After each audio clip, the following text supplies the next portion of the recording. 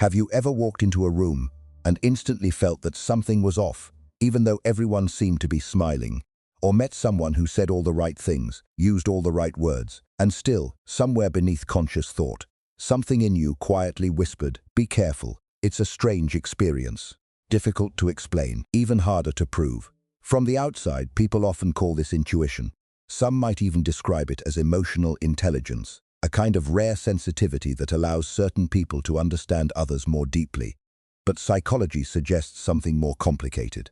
Because the ability to read subtle emotional shifts, detect tension before it's spoken, or notice inconsistencies between words and behavior is not always simply a gift. Sometimes it's an adaptation. Sometimes it's what happens when a nervous system becomes so familiar with uncertainty that it learns to scan for it automatically. If you've always been the person who notices the tiny change in someone's tone, the hesitation before they answer, the smile that seems technically correct, but somehow doesn't feel real, if you can sense emotional tension before anyone says a word, this may feel deeply familiar. And if it does, that doesn't necessarily mean you're overly sensitive. It doesn't mean you're dramatic. It doesn't even mean you're paranoid. It may simply mean that your brain became highly skilled at detecting subtle cues because at some point, paying attention felt necessary. Not because you wanted to become this observant, but because some part of you learned that emotional safety depended on noticing what others missed. And here's what most people never realize. Being highly perceptive does not always create peace. In fact, it often creates the exact opposite. Because when your mind becomes trained to notice hidden signals everywhere, rest becomes difficult, trust becomes complicated, and ordinary human interactions can start to feel mentally exhausting in ways other people rarely understand. So the real question is not whether seeing more is a gift. The real question is what happens when a mind becomes so good at reading danger that it forgets how to feel safe. To understand why some people seem to notice what others completely miss, we need to look at how the mind processes social information. Most people primarily listen to words. They hear what is being said, take it at face value, and move forward. But highly perceptive people often process something else entirely. They notice what leaks between the words, a pause that lasts half a second too long, a smile that appears on the mouth but never reaches the eyes, a shift in tone so subtle most people would never consciously register it. In psychology, part of this comes from something called thin slicing, the brain's remarkable ability to make rapid judgments from very small amounts of information. Combined with strong pattern recognition, this allows some individuals to detect familiar emotional dynamics almost instantly, often before they can logically explain why. There's also the theory of mind, the ability to infer what someone else may be thinking or feeling beneath their outward behavior. Add sensitivity to micro-expressions, those fleeting emotional signals that appear for fractions of a second, and the mind begins constructing a picture that goes far beyond spoken language. This is where incongruence detection becomes especially important. When someone's words and body language do not align, the brain notices the mismatch. Most people watch the movie. These people notice the glitches in the frame. And this is where the paradox begins. Because the very mechanisms that make someone socially perceptive can also make life emotionally exhausting. A brain trained to notice subtle inconsistencies rarely relaxes. It continues scanning, comparing, and interpreting. What looks like intuition from the outside may actually be a mind performing constant emotional analysis in the background, quietly, automatically, and often without rest. But there's another layer to this that often goes unnoticed. Not everyone who becomes highly perceptive was simply born with an unusual emotional intelligence. Not every hyper-aware person is naturally gifted at reading people. Sometimes what looks like intuition is actually adaptation. If you grew up in an environment where emotions felt unpredictable, your brain may have learned to become exceptionally sensitive, not out of curiosity, but out of necessity. For a child raised around emotionally volatile parents, safety can feel uncertain. A peaceful evening can suddenly turn tense. A neutral expression can unexpectedly become angry. Silence might mean calm, or it might mean something is about to go wrong. In those environments, children often learn a quiet but powerful survival strategy: anticipation. They begin studying tone of voice, facial tension, footsteps in the hallway. The speed of a door closing, tiny emotional shifts that most people would ignore become critical information. Because if you can predict the mood, maybe you can avoid the conflict. If you can sense danger early enough, maybe you can stay emotionally safe. Over time, this becomes hypervigilance. a state where the nervous system remains subtly prepared for threat, even when no immediate danger exists. And this is important to understand, because hypervigilance does not feel dramatic from the inside. It often feels like being good at reading people. But in many cases, this is not intuition in the mystical sense. It is conditioning, a nervous system that learns survival through anticipation. And long after childhood ends, the body may continue using the same strategy, scanning rooms, reading faces, detecting tension before it fully appears, even when protection is no longer needed. And this changes everything, because what seemed like a gift may actually be an old survival mechanism that never learned how to switch itself off. One of the first emotional costs of seeing people clearly is social isolation, because noticing manipulation, emotional inconsistency, or hidden insecurity beneath polished confidence may sound useful in theory, but in real life, truth is rarely welcomed as warmly as we imagine. You may meet someone who appears charming, confident, even generous. Everyone around you seems impressed. But something feels slightly off. The enthusiasm feels rehearsed. The confidence feels unusually fragile. The kindness seems to arrive with an invisible expectation attached. And when you quietly mention your discomfort, the response is often not curiosity. It's resistance. You're told you're overthinking, too cynical, too judgmental, maybe even unfair. Psychologically, this makes sense. Human beings rely on ego defenses to protect their sense of self. When uncomfortable truths threaten that internal image, the mind instinctively resists. Sometimes, through projection, assigning uncomfortable qualities to the person pointing them out. Other times, through cognitive dissonance, the tension that arises when reality conflicts with what someone wants to believe. In simpler terms, people do not always reject truth because it is false. Sometimes they reject it because accepting it would feel too psychologically expensive. People don't hate mirrors. They hate mirrors that reflect what they're hiding. And over time, highly perceptive people begin to learn this lesson quietly. Not every observation should be spoken about. Not every truth creates a connection, so they begin to stay silent. They smile when something feels wrong. They nod when they notice manipulation. They say less, not because they suddenly trust more, but because experience has taught them that clarity can create distance. And this is where loneliness begins. Not the loneliness of being physically alone, but the loneliness of seeing something clearly and realizing no one else wants to see it with you. But social isolation is often only the beginning, because when someone repeatedly learns that words cannot always be trusted, observation can slowly transform into overanalysis.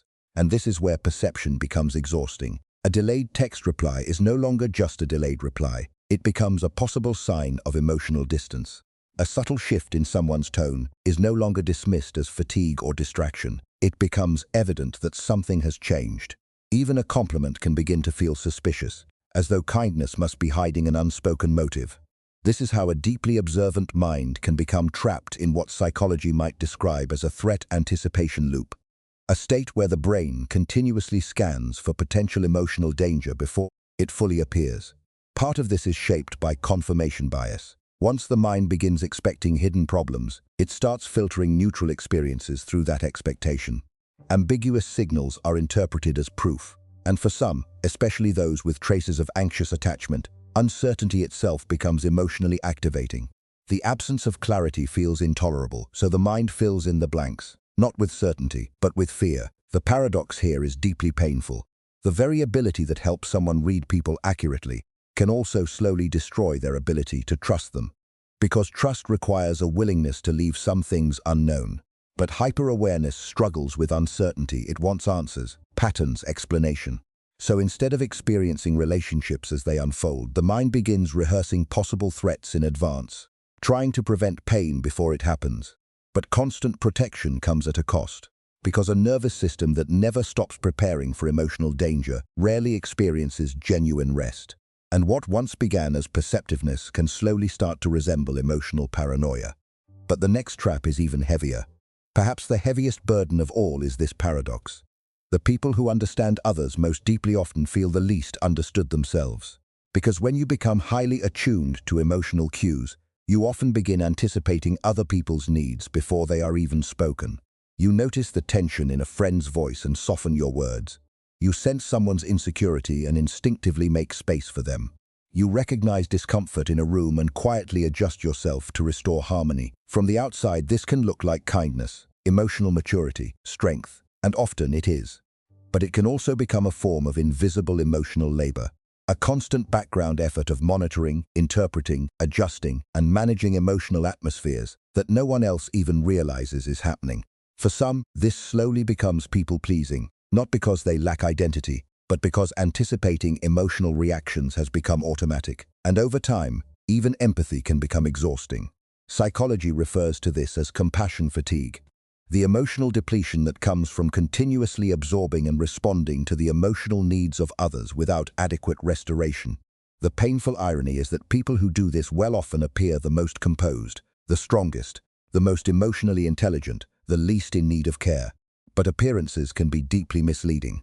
They become emotional interpreters for everyone else. While nobody learns their language, others come to them for comfort, perspective, stability. But very few stop to ask what it feels like to be the one constantly carrying emotional awareness for everyone else. And this creates a very specific kind of loneliness. Not the loneliness of isolation, but the loneliness of being deeply useful, deeply needed, and still emotionally unseen. Because when everyone assumes you are strong enough to carry everything, they rarely notice how exhausted you've become just from holding so much. Imagine being able to detect danger everywhere, and no longer knowing what safety feels like. This may be one of the quietest losses that comes with hyper-awareness. Because when the mind becomes highly skilled at detecting emotional risk, something subtle begins to disappear, not all at once, but gradually. The ability to trust, not because other people are always untrustworthy, but because trust requires a certain willingness to remain open in the presence of uncertainty. And for a mind trained to scan for hidden meaning, uncertainty rarely feels neutral, it feels activating. So instead of relaxing into connection, the mind keeps monitoring, listening for inconsistencies, watching for shifts, preparing for disappointment before it arrives. And over time, this doesn't only affect trust, it affects spontaneity. Moments that should feel simple become mentally crowded. A spontaneous invitation becomes something to analyze. A kind gesture becomes something to interpret. Even joy can feel interrupted by background vigilance. And perhaps nowhere is this more painful than in a romantic connection. Because intimacy asks for something difficult, not certainty, surrender. To love someone deeply is in some sense to accept emotional risk, to let yourself be surprised, to be vulnerable without complete control over the outcome.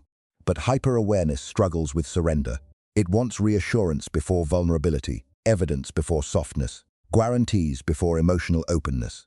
So while the heart may want closeness, the nervous system remains cautious, observing, evaluating, waiting.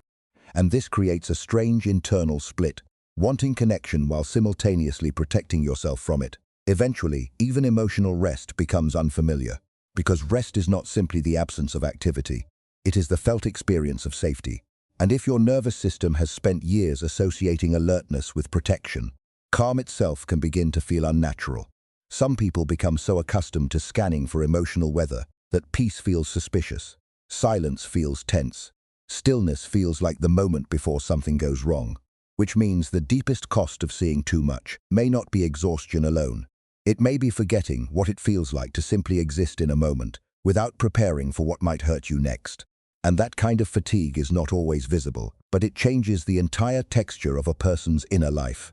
At this point, the natural question becomes, what do you do with a mind that notices too much?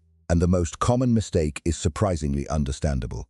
People assume the solution is to become less sensitive, to stop noticing, to think less, to somehow switch off the part of the mind that keeps analyzing every emotional signal. But this is rarely realistic. And more importantly, it misunderstands the nature of what is happening. Perception itself is not the problem. Awareness is not the enemy. Trying to force yourself into emotional blindness would be like asking someone with sharp hearing to suddenly stop noticing sound. The ability itself is not inherently harmful. The real issue is what happens after perception, the interpretation, the emotional activation, the meaning the mind attaches to what it notices.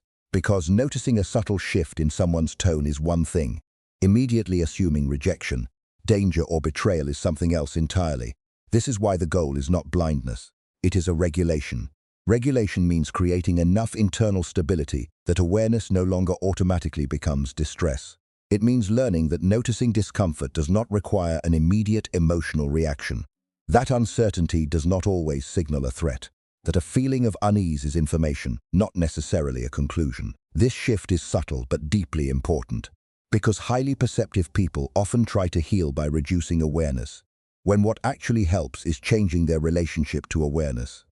Not every emotional signal requires investigation. Not every inconsistency requires interpretation. Not every uneasy feeling predicts harm. The healthiest version of perception is not hypervigilance. It is calm discernment, the ability to notice clearly without becoming consumed. Because true emotional safety does not come from seeing every possible danger first. It comes from trusting your capacity to remain steady, even when uncertainty exists. If heightened perception cannot simply be turned off, then healing requires a different approach. Not less awareness, but wiser boundaries. The first principle is this: not every truth needs action. Highly perceptive people often feel an unspoken responsibility to respond to everything they notice. If they detect manipulation, tension, dishonesty, or emotional inconsistency, the nervous system may interpret awareness itself as a call to act. But seeing something clearly does not automatically make it yours to manage. See it, note it, but do not absorb it. Boundaries begin when observation is separated from emotional responsibility. The second principle is more difficult because it asks for empathy where frustration often lives.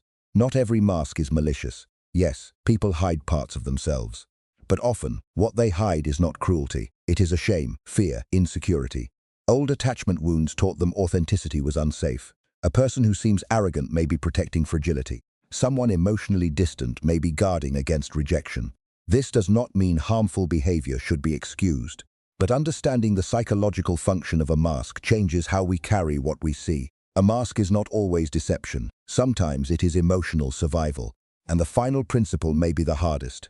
Choose uncertainty sometimes. Because trust does not mean certainty. Trust means accepting risk. It means understanding that no relationship comes with guarantees. Imagine holding a rose and refusing to touch it because you can see the thorns. The analysis is correct. The risk is real. But if your entire focus remains on the possibility of pain, you will never experience the flower itself. Healing is not becoming naive. It is allowing yourself, at times, to remain open despite incomplete certainty. Because emotional peace is not built by eliminating every possible threat. It is built on the understanding that vulnerability and safety can sometimes exist in the same moment. If you've recognized yourself anywhere in this conversation, there's something important to understand. The patterns we've explored are not signs that something is fundamentally wrong with you. There may be signs that your mind learned to adapt remarkably well to environments that required heightened awareness. A nervous system that became skilled at detecting subtle emotional shifts. A mind that learned to read between the lines. A heart that discovered anticipation could sometimes feel safer than surprise. These are adaptations, and adaptations can be incredibly intelligent. But intelligence and peace are not always the same thing. Because what once protected you may now be exhausting you. The same awareness that helped you navigate unpredictability may now make ordinary relationships feel mentally overwhelming. The same sensitivity that allows you to understand others deeply may also make it difficult to rest inside your own life. And this is where the distinction becomes so important. Awareness without regulation becomes suffering. Awareness of boundaries becomes wisdom. The goal is not to become less perceptive. Not to force yourself into emotional numbness. Not to pretend you don't notice what you clearly do. The goal is something gentler, to notice without absorbing, to understand without over-identifying, to remain emotionally open without feeling responsible for controlling every possible outcome. Because true emotional maturity is not the absence of sensitivity. It is the ability to stay grounded in the presence of what you feel.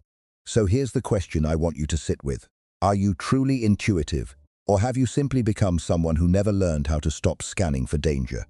There's a meaningful difference between deep perception and chronic vigilance. And sometimes, what feels like intuition is actually an old survival strategy wearing a more elegant name. If that realization feels uncomfortable, that may be because it touches something real. But it may also be the beginning of a different kind of healing. One where awareness is no longer a burden you carry alone, but a strength you learn to hold differently. And if any part of this resonated with you, I'd be genuinely curious to hear your perspective. Which of these traps do you relate to most? The loneliness of seeing what others miss, the overanalysis that quietly erodes trust, or the exhaustion of carrying emotional awareness for everyone around you? Sometimes, naming the pattern is where change begins. Deep Ravines Lab Protocol. characters and stories are AI-generated for motivational insights. 2. Content is curated for entertainment and exploring the messiness of human psyche. 3. No proselytizing or harmful content.